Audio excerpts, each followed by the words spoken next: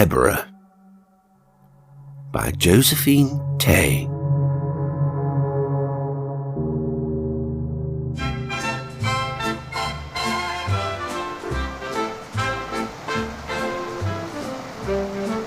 It was on our way home after a few days at the coast that we found it. The cottage, I mean. We had made a detour in order to inspect the new racecourse at Pontbridge, and it was in the, to us, unexplored country between there and Dorking that we came across it. It stood on a knoll, about 300 yards outside as pretty a village as you'll find in Sussex, and it looked like a picture in a fairy tale book. I had an impression of white lilac and a laburnum tree at the gate. I heard Lisbeth gasp, and she twisted in the seat at my side and craned her neck till she couldn't see it any more. We were in the village street before she suggested going back for a closer inspection, and I had to point out that we were late as it was. I have never really liked driving in the dark, since I used to skate round shell holes on 2 wheels with intermittent illumination on the Bethune Road. Besides, I said, the board you're talking about probably reads W. Higson Sweep and has nothing to do with letting the place. She said, "All right, George, I expect you do need dinner rather badly. Did you notice the lilacs?" We were nearly home before she spoke again. "There was an illustration in my Grimm like that. Hansel and Gretel, I think it was." And at dinner, apropos apparently of bottled peas, she said there were little crooked apple trees at the side. At intervals, through the week, I remembered the place, or rather I had occasional pictures of it at the back of my mind, when I was thinking of totally different matters. And yet, when Lisbeth said next Saturday morning at breakfast, "We are going to start early today and go round by that cottage," something made me say, "What cottage?" "You know," she said, and I had a queer feeling of being found out.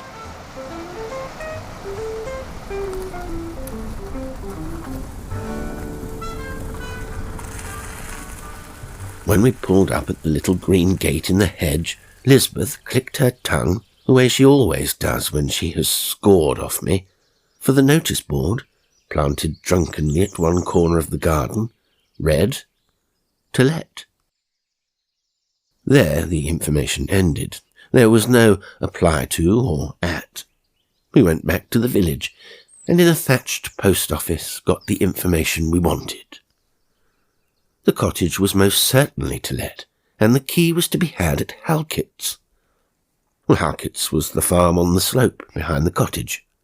The cottage had belonged to an old woman, a childless widow.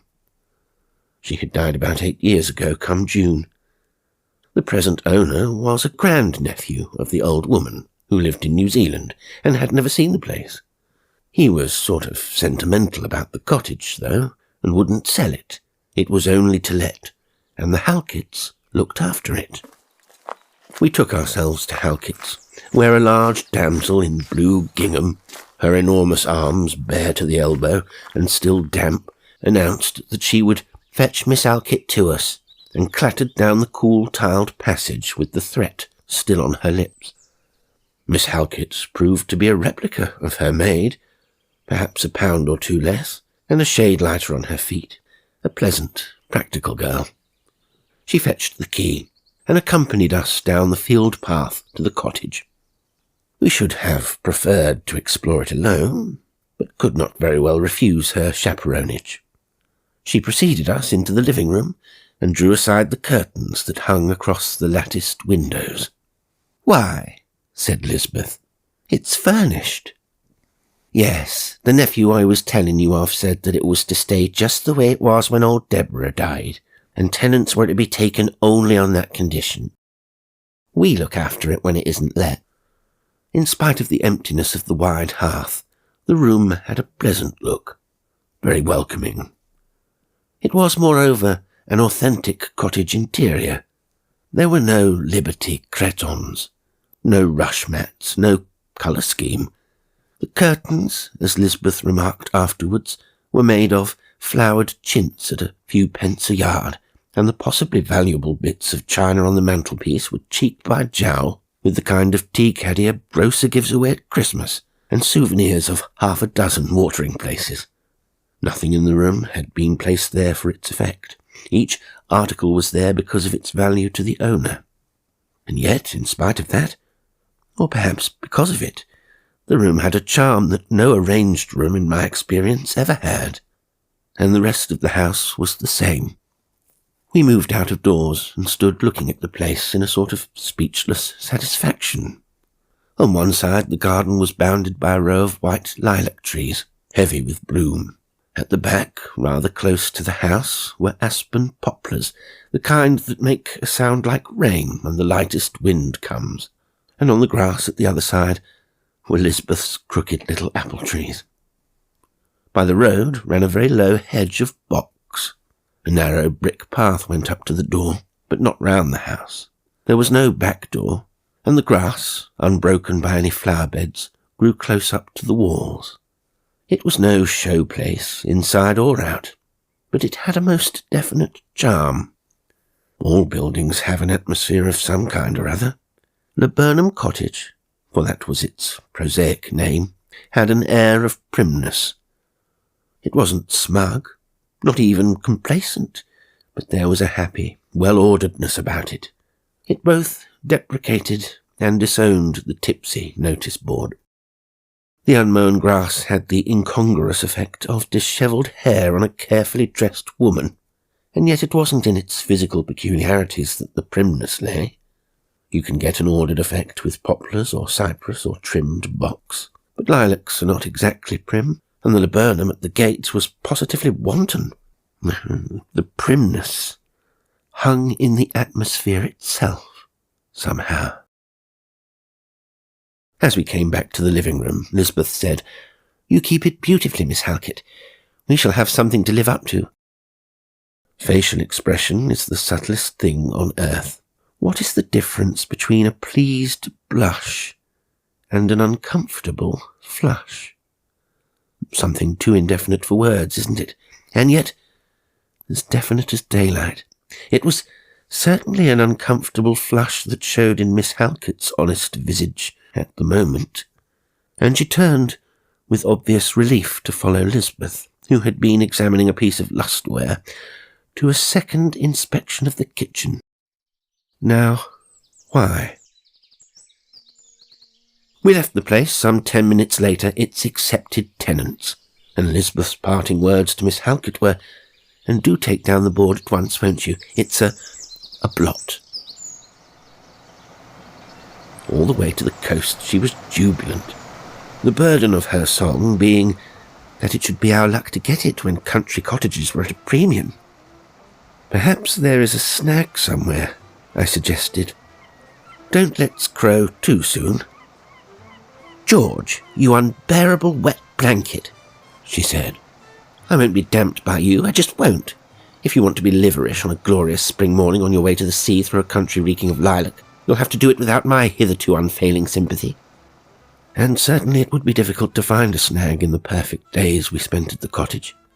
We would let the Halketts know when we were coming down, and they had the place open, clean, and aired for us. They supplied us with milk, butter, and eggs, chickens, ducks, and salads. The weather all the summer was the kind that leaves one in no doubt. We spent the long, brilliant days in the garden, on the little patch of shaved turf.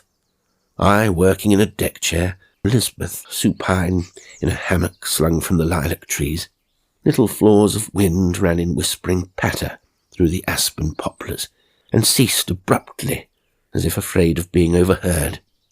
Our flowered chintz flapped lazily at the yawning windows. Over the tops of the trees across the road, the blue Sussex distances shimmered in the sun. In July, when London was a blazing furnace, we migrated altogether to Laburnum Cottage. It was then that the change in Lisbeth began. She grew listless and nervy. I blamed the long heatwave, and wished that I could take her for a sea voyage, but a country cottage was the best we could do. She woke to animation sometimes when Mary Halkett would look in passing, and would discuss with every appearance of interest our predecessors in the role of tenant, especially the former owner. I had the impression that the Halkett girl was not quite at her ease at these moments, and I wondered which of the tenants had been the undesirable one. But she was frank enough, and showed no disposition to avoid us. She remembered old Mrs. Margetts only vaguely, but such recollection as she had was evidently pleasant. Everyone liked her, she said. She was a sweet old woman. Was she house-proud? Asked Lisbeth, surprisingly. Well, she was awfully fond of her cottage, if that's what you mean. Later on, Lisbeth said, "How is it that none of the other tenants wanted to hang on to a little heaven like this?" It was a question we had often asked each other, and we both turned to our visitor. On Mary Halkett's face was the expression of one who sees a step just in time. It was gone even as I turned, and she said evenly, "Well, it's a very lonely spot, and once summer's gone, not so very attractive. Most of the tenants were the kind who liked to go to a different place every year." Which seemed a reasonable enough explanation. But when we were left alone again, Lisbeth would sink back to her strange, rapt listlessness, and she grew more and more queer in her fads. She gave up the hammock because it didn't belong, apparently, was out of the picture, and took to sitting at the door in a hard wooden chair with a thin turkey-red cushion as the only mitigant of its penitential qualities. And then, one evening at the end of July, after a grey, dusty day, sultry and full of the promise of storm, we arrived back from a short walk along the parched lanes. Lisbeth had gone in front of me through the open door, and was standing, apparently gazing down at the table where the evening meal was set. "Oh, I don't like it," she said suddenly, with such passion that it took my breath away. The chicken salad on the table was one of her favourite dishes, but the best course was to humour her, I thought. "There's some cold beef in the larder," I said. "Shall I get you that?" To my surprise, she turned with a little shaky laugh. "You prosaic darling," she said. Then her smile died away. She came close up to me and peered, half searchingly, half confidingly, into my face. "Have you never noticed the queer thing about the house?" And as I struggled for words in my astonishment, she added, "No, I suppose a man wouldn't notice. Well, look at the room. There has been a wind all day, and clouds of dust have been drifting over the garden. The doors and windows have been open since morning, and there isn't a speck of dust in the room. And it's always like that." Her voice rose hysterically. "No dust anywhere." It sounded perilously like an anticlimax to her dramatic question, but less so when I searched round in my brain for an explanation that might meet the situation.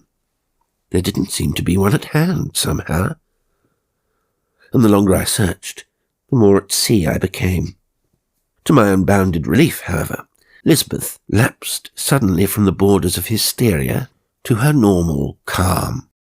She sat down at the table and began to serve, and I followed her example. It was rather a silent meal. "You know," I said at last, "there must be a perfectly ordinary explanation. A draught that acts as a vacuum cleaner, or something of that sort. Some quite reasonable explanation."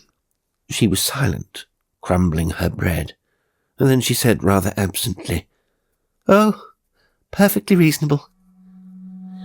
But I had a feeling that she did not mean exactly what I did.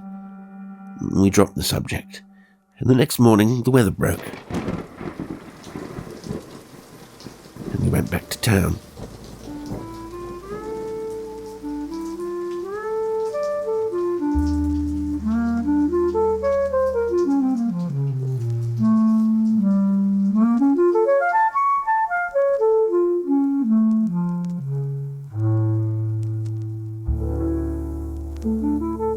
For a month I was so busy that we had no chance of getting away even at the weekends. And then, quite unexpectedly, I had a free Saturday and Sunday. It was hot, and very much the fag end of August in town, and I tentatively suggested the cottage. To my surprise, Lisbeth, who had quite recovered her good spirits, seemed not only willing, but glad. I heard her humming as we packed, and I called through to her, "There won't be time to let the Halketts know, but I don't expect we shall starve." It wasn't a pleasant journey down. The whole countryside was crying aloud for water. The wind was blustering, and pillars of dust that looked as high as the Nelson Monument would rise in front of us, and just as we reached their base would, deliberately it seemed, collapse on us. The hedge and the trees outside Laburnum Cottage were grey with dust, and the grass looked shabby. Lisbeth went up to Halkett's for the key while I tinkered with the engine, before consigning it to the mercies of the garage-late blacksmith in the village.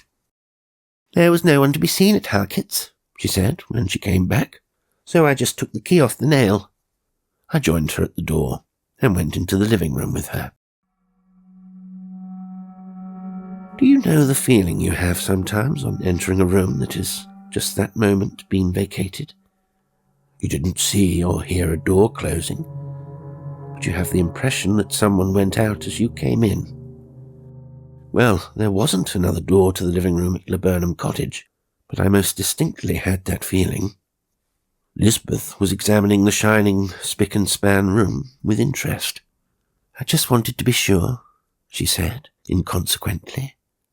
"The Halketts must have cleaned up on the chance of our coming," I said, ignoring her remark and its possible application. "No," she said, just like that, as if she knew all about it. "Look here," I said, exasperated. "Come up to Halkett's with me. I'll lay you 50 to 1 in pounds that they have been here either today or yesterday." "All right," she said. We walked up to the farm in silence, I feeling ridiculous and rather angry, Lisbeth apparently serene. We met Mary Halkett by the barn. If one glance at her face was enough for us, I think her glance at us must have been equally enlightening. "You didn't expect us?" said Lisbeth. I have never heard a more conventional question. It had the unaccented tone of one discussing the weather. "No," said Miss Halkett. "No, or I'd have... No." "It doesn't matter," said Lisbeth. "We're not staying. We looked in on our way to Bognor to collect some things, and we're leaving the cottage. To Deborah." Mary Halkett put down the can she was carrying, as if suddenly incapable of bearing its weight. Oh, I'm so sorry," she cried. "So sorry. You've been the nicest people we've ever... You like the place so much that I thought she might... But I was afraid back in July that you'd noticed, and she wouldn't let up. Oh, you're not angry, are you? There's no harm in the cottage. Only the queerness." "No," said Lisbeth, still in the same serene way. "Not a bit angry. For myself, I'm rather glad to have known the place. And you see, I have a sympathy with Deborah. I'm awfully attached to sticks and stones myself. We'd be quite happy to think that Deborah had the cottage all to herself until the end of our lease. Wouldn't we, George?" "Yes," I said, making with difficulty my sole contribution to this incredible conversation. Miss Halkett then offered us something to eat at the farm, which we refused, but we each had a glass of milk, just to show that there was no ill will, as Lisbeth said afterwards. I drove down to Bognor in a dazed condition. As we sighted the sea, Lisbeth seemed to wake up from a trance. She gave a little amused snort and said, "Isn't it ludicrous that in these days of shortage of labour we refuse to have anything to do with a cottage that dusts itself?" It is ludicrous, isn't it? But we are going down to the coast next weekend, and I owe Lisbeth a cool 50, which I'm hoping she won't remember. And worst of all, something I don't understand keeps me from saying, "I told you so."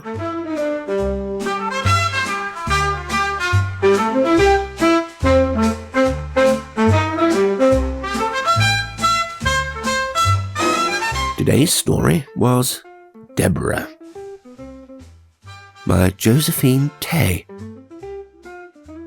It was read by Jasper L'Estrange. Well, I do hope you enjoyed it, and until next time, sweet dreams.